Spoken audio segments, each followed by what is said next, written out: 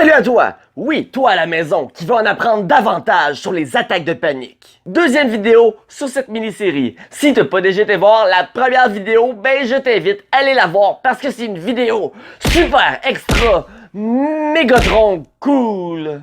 Une crise d'angoisse, ce n'est pas la même chose qu'une crise de panique. Quand tu fais une attaque de panique, ben tu deviens en mode combat ou fuite. Et il y a environ 13 symptômes possibles et chacun de ces symptômes a une raison logique pour combattre ou fuir. Ça fait qu'en ce moment, ben on attend juste toi pour faire un pouce sur la vidéo. C'est fait?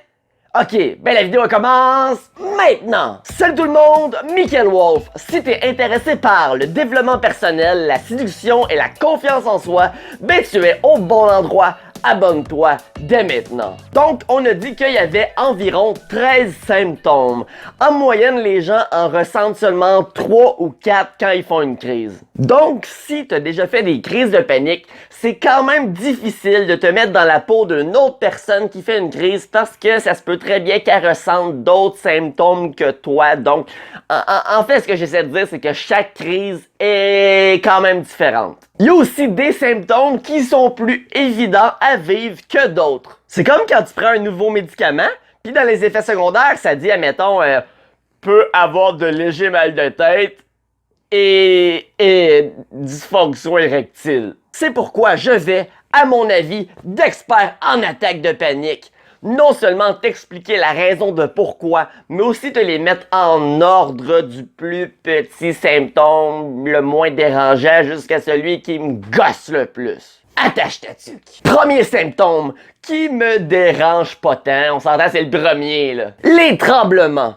Tu trembles comme si t'étais au pôle Nord en train de faire des anges en bobette dans la neige. La raison derrière ça, c'est que t'es tellement prêt à te battre que tes muscles en tremblent. Deuxième symptôme qui me fait pas ben peur non plus, ben la transpiration. Tu plus que si t'étais au sauna avec tes chums de gars avec ta serviette qui tombe par accident, ben ton corps est tellement prêt à fight or flight qu'il se met tout de suite à transpirer pour être sûr que ton corps ne surchauffe pas. Troisième symptôme, frisson ou bouffée de chaleur. Honnêtement, je considère que ce symptôme-là ressemble pas mal aux deux derniers, ça fait qu'on va tout de suite passer. Next. Quatrièmement, les engourdissements. T'as des papillons des doigts? La raison derrière ça, c'est que le sang se dirige vers les organes principaux pour t'aider à te protéger. Admettons, tu te fais poignarder, ben ça va être plus difficile de te vider de ton sang.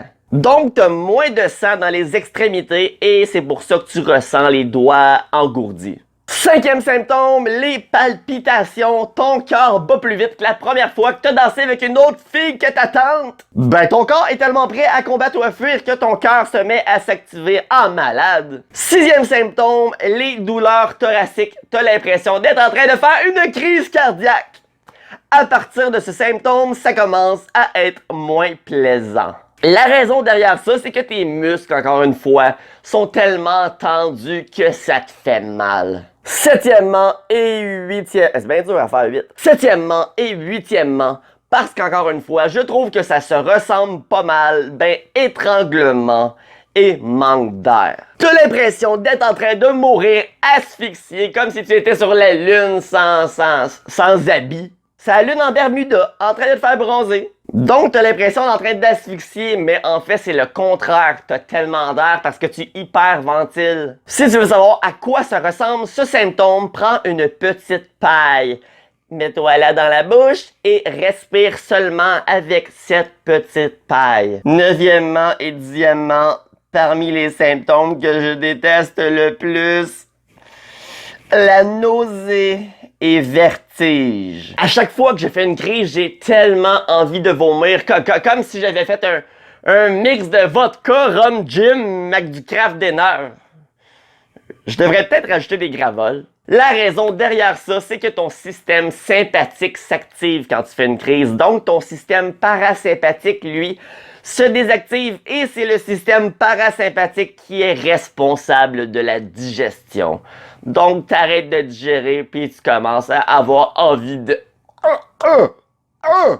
mais amène la poubelle, Suzy! Onzièmement, peur de mourir Surtout dans tes premières crises parce que t'as aucune idée de c'est quoi qui se passe. T'as l'impression d'être sur ton lit de mort. Ça y est, ça y est, ça se passe. Je pense que je vais mourir. Je le mets juste en 11e position.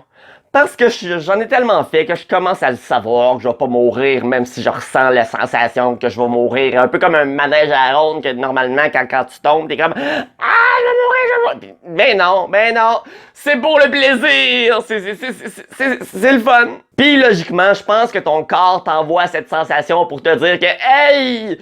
Qu'est-ce que tu fais? T'es en situation! Bats-toi ou fuis, Colin! » 12e, la peur de devenir fou. Je le mets après la peur de mourir parce que celui-là, je m'habitue jamais. Tu deviens tellement paranoïaque, craintif, t'as peur de tout, ta vision change.